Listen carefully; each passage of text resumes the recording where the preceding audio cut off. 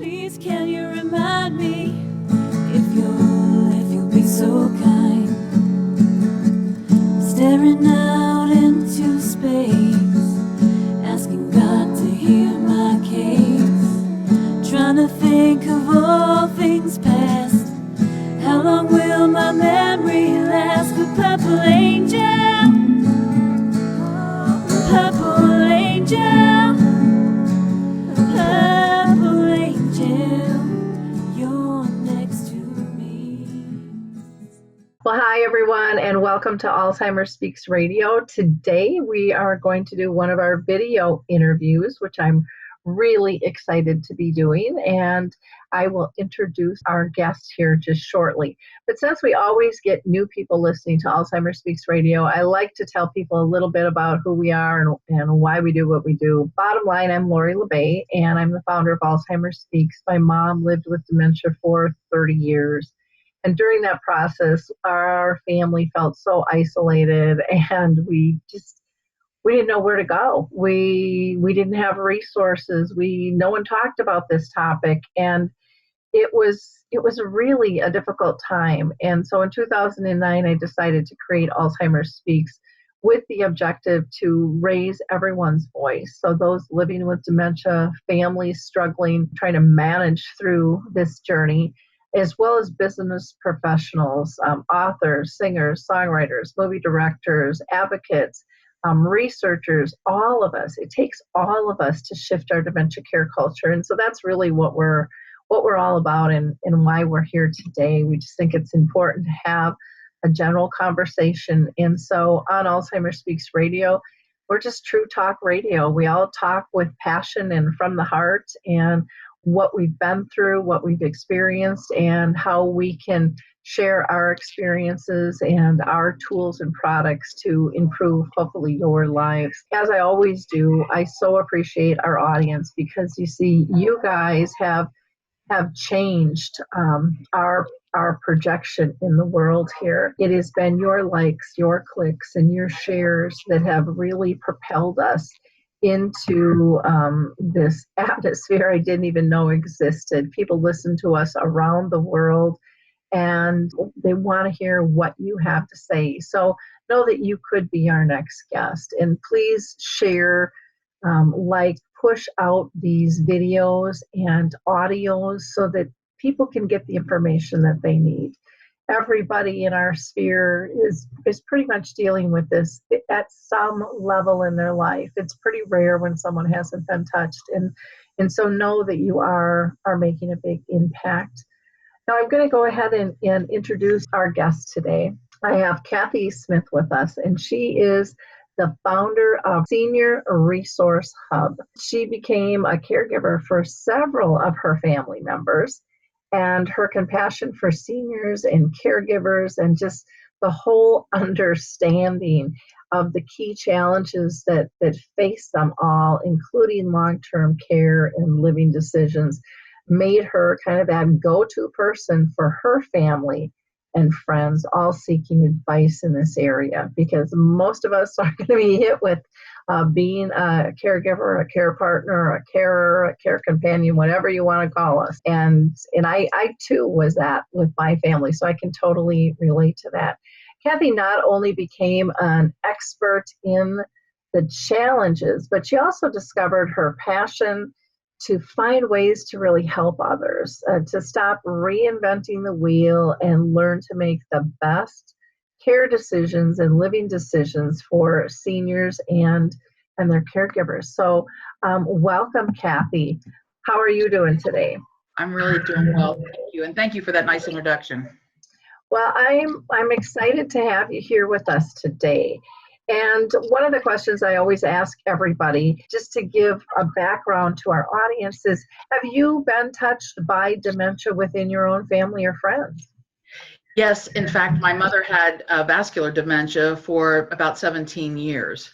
And my dad took care of her as the best he could for a long time, but it took quite a toll on his health as well, being a caregiver. Well, thank you for sharing that. That just gives everybody a little more insight into you. What were your motivations, your true motivations to start the Seniors Resource Hub? Well, I took care of, like you said, several family members, mainly my one aunt and both of my parents.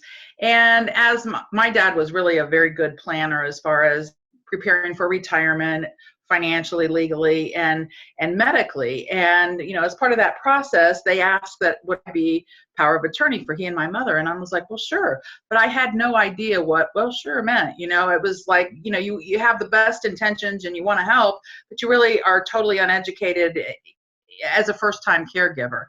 And so, we went along, like I said, my mother first started when she was 75 with dementia, and it really became apparent after she had a fall and fractured her neck. And so there were a lot of things, physically to take care of. She was in a halo and things like that. And we went through that, and we could see that, the dementia was really creeping in on her. And then my dad's sister was several years older than he, and they were like, she really is needing help too. Would you sign up to be power of attorney for her? Yes. And I mean, by then we just got the ink dry on the paper, and she was in the hospital with a heart attack. And so we were hitting the ground running. And so the process went, okay, she was in the hospital for a few days and then suggested that she go to rehab. And I was like, okay. And they placed a piece of paper in front of me and said, pick where you want her to go. And I was like, well, I'm going to be a little bit more diligent than that. And I'd really like to go out and visit some of these places and make a good decision. And they were like, well, that's fine, but you don't have a lot of time. So I packed up and went to some different facilities that I knew about and went in and took the tour. But, I found out quickly I didn't know what I didn't know. And so it was a real estate type conversation about talking about the window coverings and the carpets and the renovations that had been done. They didn't really focus the conversation on care. But I was totally unaware of that. And so I was like, okay, made a decision, turned out probably wasn't the best decision, managed the problems on the back end. Then it was time to move her to assisted living. She couldn't go back home again. Did this process over. Again, made an uneducated decision, not the best decision, managed problems on the back end. And I repeated that process with my parents. And as I was really many years deep into this and talking to other adult children caregivers and lamenting about the issues, it dawned on me that, everybody was in this boat together. We were all reinventing the wheel, that our predecessors, as far as caregivers, had gained all this knowledge and information. And unfortunately, typically the people that you're caring for pass away. You contain all that knowledge, and then the next person enters into the world of caregiving and starts from scratch. And as I would talk about this with my friends and these other caregivers, they were like, you really should start a consulting business, helping people make these decisions and make good decisions. And I thought to myself, well, yeah, that's great. But, I wanted to think of a way to get to people, to give them tools that were affordable, and we could reach a broad range of audience that could take advantage of this knowledge and not take months or years to accumulate what the rest of us had spent all that time doing. It's really interesting. You mentioned kind of the pitch of the real estate, the curtains, the carpet, the decor, because I was in real estate and I worked a lot with the senior market for 25 years.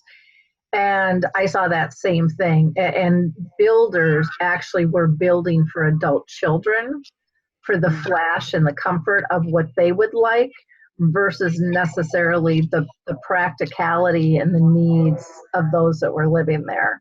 Mm-hmm. And we fall into that trap because, like you said, we don't know what we don't know. It looks good. It feels good. It should be good. And yet it's not all the time. Right. And that's what spurred me then to say, okay, what could this tool be? And of course, my dad was in the hospital one day, and as I was getting ready to go visit him, it came to me to create comparison checklists so that we could identify the questions that were important. People could go out and do a side-by-side comparison of multiple providers and then make a good decision. Because, a lot of times I equate it to like if you're going out and looking at a new home or a new car, after you've seen the second one, okay, which one had the tan leather interior or which one had the 3 bathrooms, you're like, they all start to run together. So this way, it helps you keep organized and ask the good questions and make the best decision that you possibly can. That is so true, and I'm like the queen of checklists myself. I just find them so valuable. But again, you don't know, you don't know what you don't know, and so having somebody develop that checklist for you to guide you in terms of those questions is really important. And I would love to see more communities talk about what their services are, and not only what they are, but why.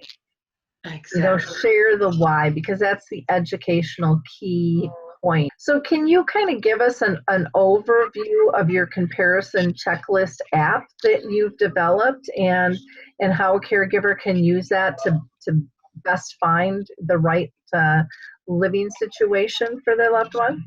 Sure. First of all, we have 4 different checklists based on the different types of providers. So we've got assisted living, we've got home care and home health care, we've got skilled nursing and rehab, as well as hospice and palliative care.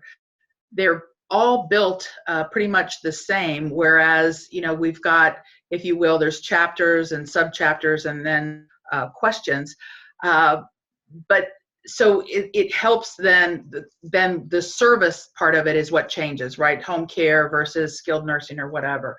But so when you go in and you subscribe, and it's a monthly subscription. If you need it longer, you can sign up for more months if you want. And if you only need it that 1 month, or if you're going to use it as a planning tool, you set it up, customize the checklist based on what your person that's going to need this care is interested in, and then you can come back and access it at any time later and renew your subscription. But anyway, what you do is you go in and you can customize. The first thing that you can do is customize the checklist, and that's where you're going to get all of your education. I don't expect anybody's ever going to ask all the questions in the checklist. You whittle it down to what's important to your situation, whether it's for your senior or yourself, as far as helping you manage this. And once you have customized the checklist, again, as you said before, this checklist is very focused on care and service.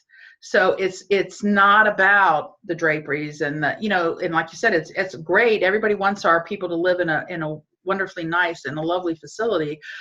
If that, we need to have actual residential care, but you want to make sure that the services are tailored directly to you. And as I said before, my mom and dad both went into assisted living, and as long as they were together in their apartment, watching their own television, everything was fine. But my dad passed away, and nobody was ever interested in activities before. They didn't want to go play bingo. They didn't want to do any of the group activities. That was fine. That made them happy. But once my dad was gone and my mother had the dementia issues, and not only did she had hearing problems and she had macular degeneration. Well, taking her to a group activity of coloring was not gonna, she just then all that did was get her out of the apartment, and she sat there. So then that became real important. Some of the things too, like security. People think as long as I go into an assisted living or a rehab or a skilled nursing, that it's going to be a very secure environment. Well, that's not necessarily the truth. Sometimes there's a receptionist at the desk, sometimes there's not, and people can just walk in, and they're walking right into these people's homes. And so, those are types of things you need to look at. Disaster plans, like last year when we saw all the hurricanes, and again this year, but we haven't seen a lot of trouble with skilled nursing. But last year we saw people sitting in wheelchairs chest deep in water, or it was so hot in Florida and there were no backup generators, and the temperature was so high that there were fatalities. So, those are other things that people need to look at, as well as what's the management look like? Is there a high rated turnover?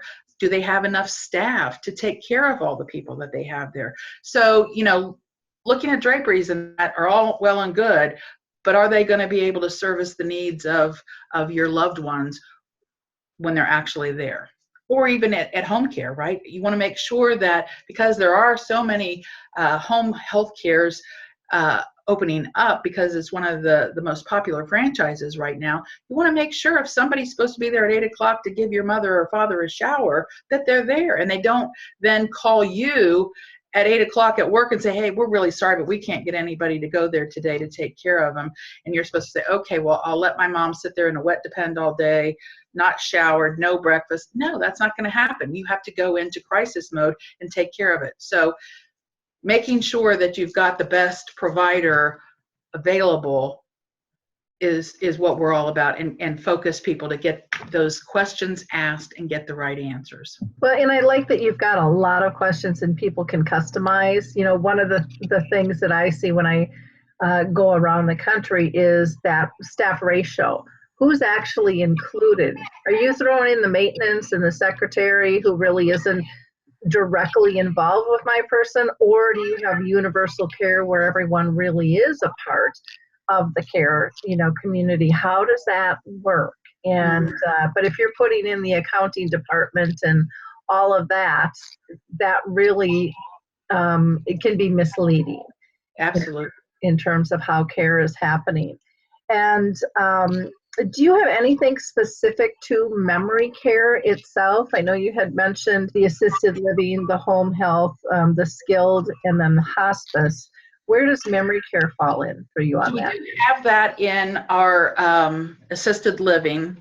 In that particular checklist, there is an entire section on memory care. So if that's what you're interested in, then you can go in there, look at all the questions, and customize based on what your needs are there. Or again, if you don't have any interest in memory care, that's not your problem right now, you can ignore that whole set of questions.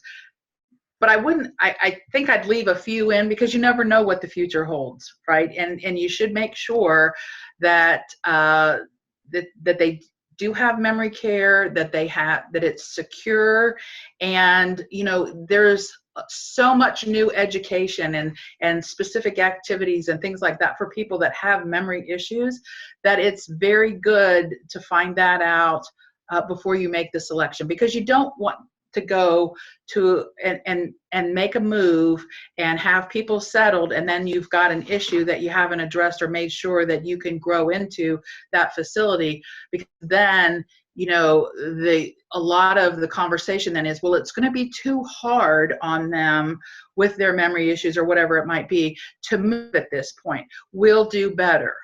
Well, okay, maybe you make that, I'll give you 30 days or whatever, but it's a good thing to have that all planned out in advance, so that that you could grow, if you will. That's grow into a facility that would have maybe that option and that level of care for you, and that they do have people that are specially trained. It's not just anybody they pulled in off the street, that they are aware of people with memory issues and how to deal with them and how to help them have a happy life. I totally agree. And another question I think that is really essential, because as we age, we can have more difficulties, and some are deemed behavioral issues and not appropriate for a community. And how is that handled? Because some are just kicked to the curb, and you've got like 2 days to get out of there, or they're going to admit them to the hospital and you're not coming back, and then you're in this whole panic mode. So how do they really deal with things like that? We don't always know that that's going to be an issue. I think that the better prepared you can be and take into all of the wide variety of circumstances that might happen, is that you can, participate in and ask those questions and have that conversation. Sometimes you might not answer all the questions, but once you've got that knowledge that you've gained from customizing the checklist, you can certainly engage in that conversation and make sure that, when you talk about additional needs that you might have in the future, how well prepared are they? Some continuous care facilities have, you can go from independent all the way up to skilled nursing and rehab and things like that. But it pays not to be short-sighted. It pays to plan and understand. And the other thing, we have a lot of our clients use the checklist to go back and look at their answers when they have care conferences and say, no, wait a minute, this is what we talked about when we agreed to come here. Now, hey, this is what we're getting and this is great, but maybe we're falling short a little bit here. And you can raise that conversation and remind them of what you were promised. Yeah, that's really good. Notes help. They definitely do. And even if there's staff turnover, it's still what was represented to you. Exactly. Right. And that's one good thing about our checklist is once you do have it all customized and you are actually out interviewing the providers, you can take notes on the overall facility itself. Maybe say, well, Kathy Smith recommended ABC assisted living. Okay, great. You know, that's how I got here. But you can also, at the question level, let's say if I said, what's the turnover been like at the executive director or the executive position within the facility or provider, I can document whether I believe, it's been excessive or it's been really good. We have a local facility here that they've had an outstanding reputation for years. And about 6 months ago, they changed their executive management. The person retired and there's somebody new. And there's a lot of conversation about the quality has gone down. So I think it's important to recognize that leadership it makes a huge impact on how the overall delivery of the care is actually created and delivered. Yeah, well, and who does the training? Is it within the company? Is it outside? Is it one method only? Especially when it comes to memory care, I think it's really important to have a toolkit and always to be adding to that because things change. Things definitely change. Well, and if you have a high turnover in aides, it's okay, here's our curriculum. That's all great, get up to speed, but somebody needs to constantly be looking at what's new because there is so much great research and so many good things happening that need to be spread and shared so that they can up the level of their game, if you will, and provide the best care and service. Nothing's worse than going someplace and you just see somebody sitting in a chair in the lobby, maybe with their head hanging down, and they're not engaged in anything. I just think that's horrible. So, the more engagement, the better it is for everybody. Yeah. What can you explain to our audience what makes your app different from some of the other services that are out there? Well, first of all, to my knowledge, there's not an app like this out there. But what would your alternative be? You might go to a consulting type of organization that, some of my friends wanted me to do it. And that's all well and good. And they have relationships with different facilities or providers. And if they advertise the service is free, well, nothing's free, right? So they get a commission based on their relationship or partnership with the providers. So right then and there, it says, okay, you as the consumer are not really in charge. Somebody else is. And this, with having our app, you're in control of the conversation. You're in control of the decision. And you're making it sure, you need to be able to go someplace that you can afford. You take all of the considerations, all of the different options into account, make sure that it's exactly what you want. It's not what somebody else wants or they have a relationship with. And, salespeople, and I am one, they follow the money, right? So it's you've got to make sure that it's the best thing for your particular situation. So by being independent and in control, I think it makes for a much better process and a much better placement in life for the person that is making the change. Mm-hmm. And the caregiver. I mean, nobody wants to manage problems. And when you look at the workforce now, 17% of the U.S. workforce are caregivers to seniors. That's huge. And when you have that impact of, you've got to go take care of problems or, handle it on the phone or whatever, and you jeopardize your career and your livelihood by not being able to focus on what you're being paid to do. This really helps that as well. Great. Can you tell people in terms of the value of your app and what it provides to the senior who you're looking for, as well as the caregiver themselves? Sure. Caregiving after you're in it a while, and it depends on how much is needed and the issues in that, but it can be very stressful. And when you're trying to get, it's hard to make that decision of when you need help, because so many people, and certainly so many women, try to do everything themselves. We're heroes, we can do it all. And it really, as it piles on, it becomes more and more stressful. And it has a lot of times an impact on people's health. So if you can go in, and whether it's you're going to stay at home and you need some more help at home, and you get the right provider of home care, home health care, that's great. If you need to have assisted living or skilled nursing or rehab, making that right decision. And certainly, making a palliative care or a hospice decision is one of the most stressful times of your life, and you need to be able to make the best decision there as well. It could be shorter term, 6 months or less, but to make the best decision there is really important as well. So reducing the anxiety, not taking such a toll on the health of the caregiver, eliminating guilt is all important as well. But when you look at the caregiver, right, the most important part of the equation here is, the actual senior that needs the help. They're going to get the help that they need. They're going to get it tailored to what their specific needs are. We're going to look at a plan that says, okay, here's how we can grow. I mean, maybe you need home health care for the next year or two, and maybe assisted living later. But you've got a plan here that you can grow and continue to take care of and get the kind of care, the medical care, the ancillary care, and the other thing too, like food is so important to seniors. It's, make sure that you look at the menu.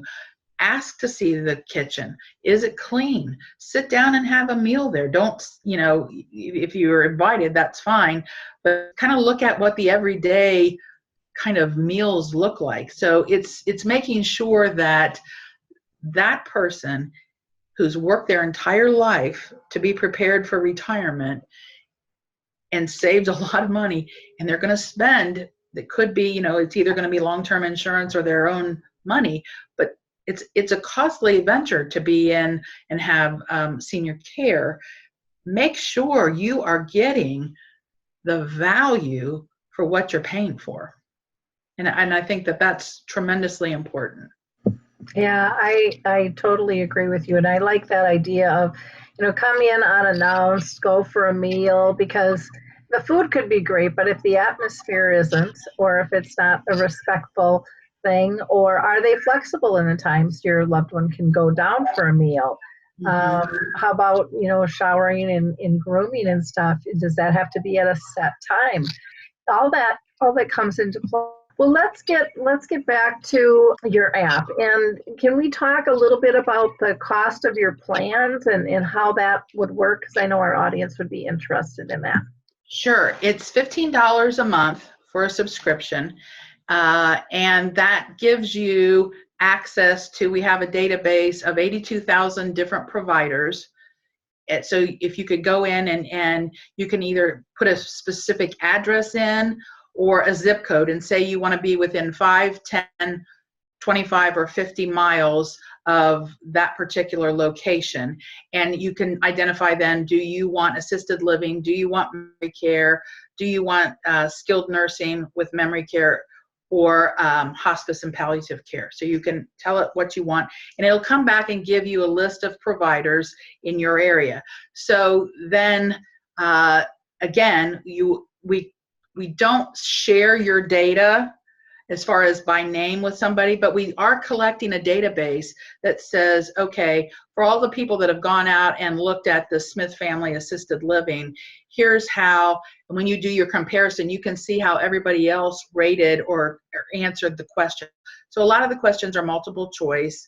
There are some that you have to do a little bit of fill in the blank type thing, but you can go back then and see how people answered, and then you can also weight each one of your answers. So let's say you went in and you looked and asked about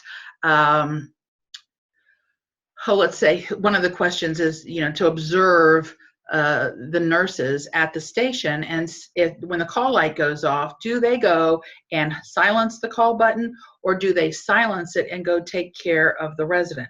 Big difference.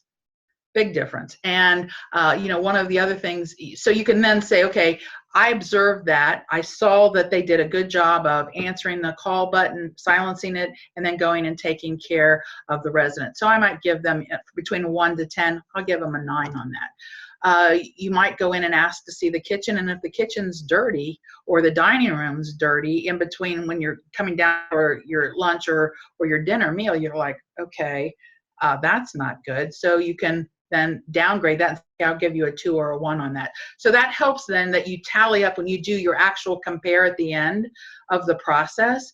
You've gone out and you've talked to however many different facilities that you want, and there's no limit. You can, as much time as you have, we have the capacity to store your answers for you. And then because there's only so much real estate, right, you can do it you can do your visits. You can use any PC or web-enabled, whether it's a laptop, which you don't want to carry around, but you might want to do your customization there.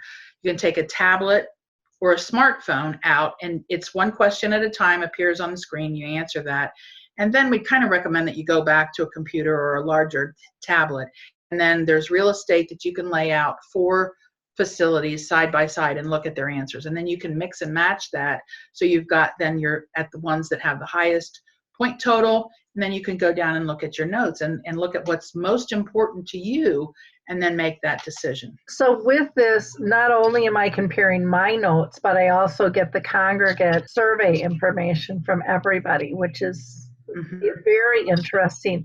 How are communities feeling about being rated in such detail? Because a lot of times it's like, give us the star from 1 to 5 and comment. Right. You've really broken it down, which I think is really nice. Well, and to tell you the truth, I think it scares a lot of people to be scrutinized like this. There are a lot of questions, but and there are very important questions, and it's not anything you want to gloss over. And I think, I always say at the end of this process, and at the end of when they're putting my tombstone up, I hope it says she made a difference, because this can only help but elevate the quality of the care. When people understand that they are being looked at, it's not just a 5-minute tour and, hey, yeah, we've got new carpet and we've got new window treatments we just painted last week. Has nothing to do with the quality of the care. What we're looking at and what we're examining and what people are rating them on is the quality of the care and service that they provide. A totally different conversation. And to the credit of a lot of different marketing organizations within these care providers, is that they are looking at how can we train our marketing people to change the conversation. They've got to. I mean, there's so many people in here, and 10,000 people a day, as you know, turning 65. This market is huge, and we've got to do a better job of providing high quality care. And I think, companies can really use your information as a tool of where they're falling down. So instead of pushing it away or being upset that it's being done, going, oh, thank God, because we don't have the staff time to evaluate all this stuff all the time and look from an outsider. They have their secret shoppers and stuff, but this can really be a great tool. Is there a way to prevent, because I've heard this with other rating systems, where companies have gone in and done kind of secret shoppers to boost up their rating? And I would think that would be hard to weed out. Yeah, it can be, but they're going to have to pay every time to do that for every facility that they have. It's not like this, let's just call us Smith Family Assisted Living. We couldn't just go in and if we have a few hundred different locations, that's going to be difficult to be able to do that.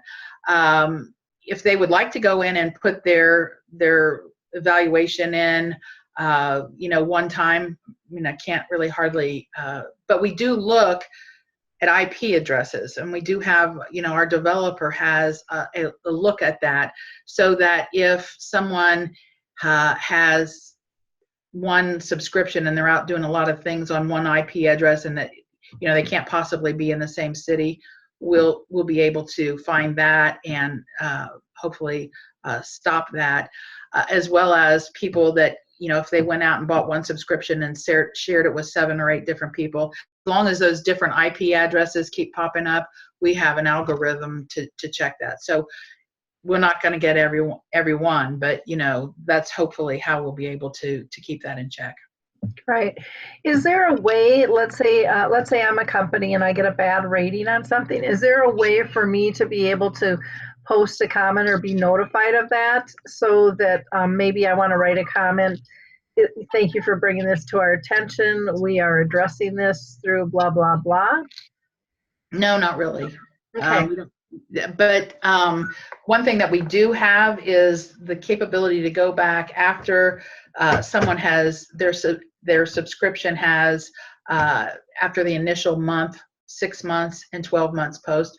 If they did make a decision, we can go back to them and ask, who did you decide to go with, and then rate them post activity, right? So everything, when you're looking up front, right, things can look really kind of rosy, but the proof is in the pudding. And then we'll ask, you know, how are things, just an overall rating, not back to every question, but were things as advertised? Are you happy with what's happened? And then again, 12 months later, you know, ask that and have that response to be able to share with people at a later date. Or, you know, when you're just now coming into, you can kind of look and see, did they deliver as promised?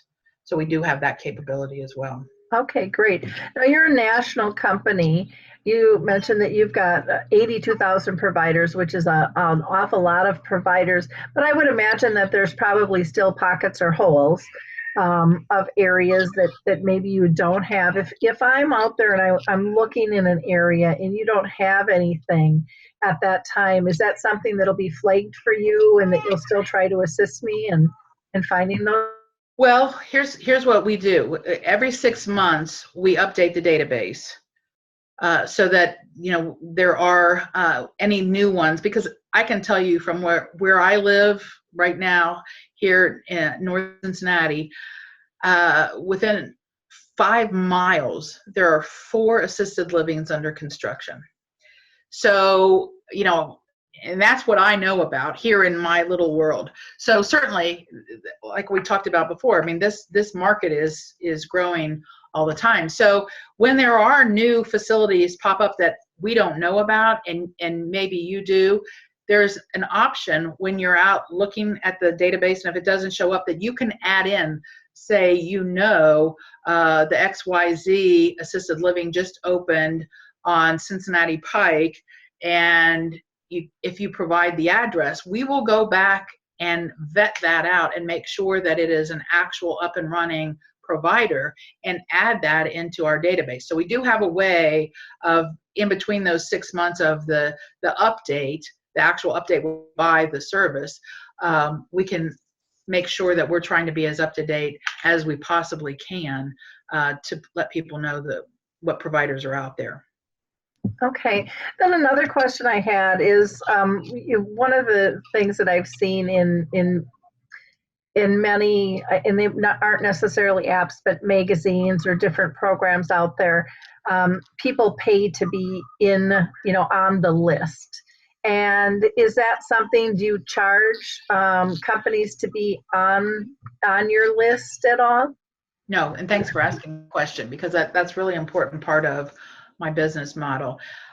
We don't have advertisers of providers, like, you know, the 4 different areas where we might have partnerships with some insurance companies and different things that don't have an impact on this, but the plan is we will never let these providers advertise, because then that seems to skew the fairness of it all.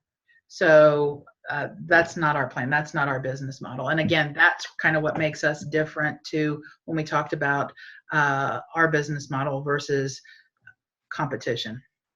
Well, that's a huge difference, and that's something that's always that has always bothered me. And even with Alzheimer's Speaks, my goal was to even the playing field for all services instead of the guys with the big monies controlling it and getting to the top of the list just because they've paid to be there.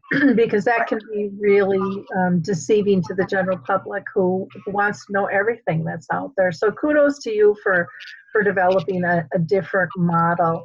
Now, if someone is placed, I know that there are companies out there that get a big referral fee for placement. Is that part of your model as well?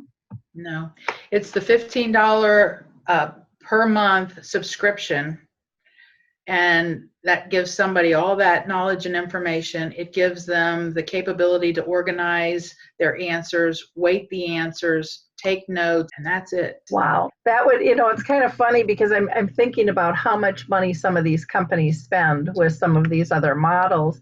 They would be better off even giving out free subscriptions covering the cost for somebody to go out. That's what they're doing right now in terms of and if I feel like, it's almost like a poker game, but if I have enough confidence in my offering, that shouldn't be an issue, right? Is I could give you a subscription and challenge you to go out and find something that's a better offering than what that they have. So yeah. When I sold real estate, I would always encourage people to go ahead and call other people out. And my real estate buds would say, "You're crazy. Why would you call on your competition?" And I said, because I am relationship based. And if I have a solid relationship with them, even if my product doesn't fit them, and it's not my product, no one's product's going to fit everybody's, and you're a fool to think it's going to. In my personal opinion.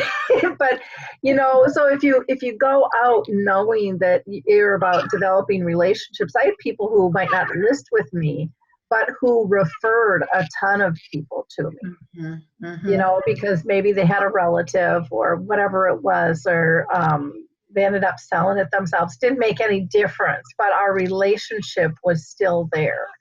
And so I found when you help people and you're looking for authentically what's best for them, you just float to the top of their list because they trust you now.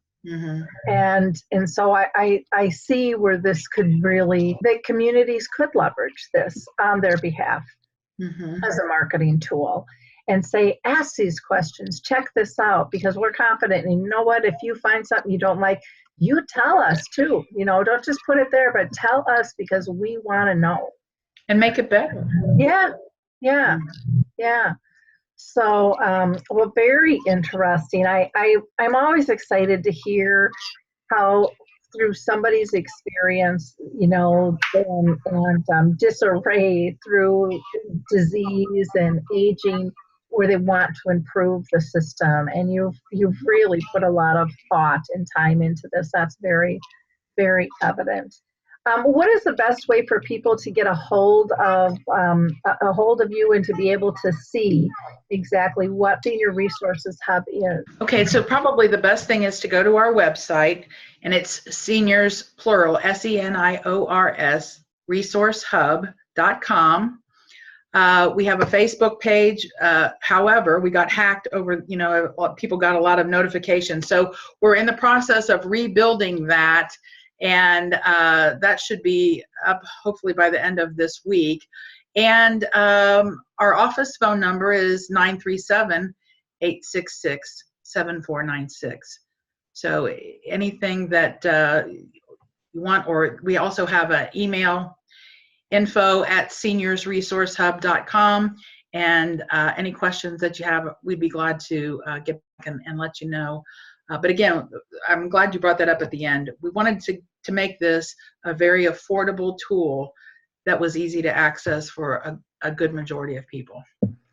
I have one other question that I just thought of. What if I'm like you and taking care of multiple people? Can I do searches? Because maybe somebody needs assisted living and another one needs skilled care, would I be flagged or would I be able to utilize that? Good point. They're $15 per type of provider. So if you, let's just say you had hip replacement and maybe you wanted to look at home care and therapy that way, or as opposed to going to rehab, maybe you want to look at both of them before you make a decision, that would be $15 for each one. So for each different type of provider, so there's 4 different apps. Okay, and that I think is very reasonable, and you've got all these promptings and support for people, which is absolutely wonderful. I just thought of one other thing. What about, do you cover pets? Because sometimes people in assisted living want to know if they can have a pet in their building. That is part of the question, right? It is part of the comparison checklist. One of the questions, or there are a few about that, and can you bring, like, whether it's a dog or a cat, right? Or maybe sometimes people gravitate to a building that has their own house pet. So those types of questions, yes, we did cover that, because that was so important. When my mom and dad were in assisted living, well, and even when they were, my dad did hospice at assisted living, but my mom was inpatient. I had, at the time, 2 labs, and, they were allowed to go every place, that I went. And it was delightful for the people to be able to interact with them, even though, and so then they kind of made an activity around them. And it was, one was Malcolm. He was very outgoing and he loved all the attention. Katie, she was not so sure. She was a little more shy. And whenever people would want to shake hands with her, she'd put her paw out and then they'd go to grab it and then she'd move it. So it was almost like a game she played with them. But yeah, so that's always been important for me. I've just seen how important pets are and how they can light up the world of the people that maybe don't get to see a pet on an everyday, and they miss that and they enjoy that, and it brightens their day. So yeah, we did take that into account. Yeah, pets, kids, and music. They're all just big boosters. Well, Kathy, thank you so much for taking time with us today. It was really interesting to learn about your company, Seniors Resource Hub, and I think it sounds like an amazing app that can really help a lot of people through a very stressful and difficult time. And by gaining on somebody else's wisdom, I mean, it can just lighten the load tremendously. Thank you. So thank you for pulling this together.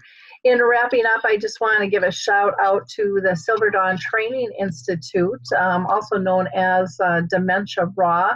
They are now rolling out a new online program for caregivers, which might be really interesting, and that might be a nice collaboration for the 2 of you as well. I just went to their certified dementia communications specialist training, which was absolutely fantastic. And they are just very practical and very fun and supportive. And so I just mentioned that in closing. So again, everyone, thanks so much for listening, and please push this out. I know you have friends and family in need of this app. So thank you, bud.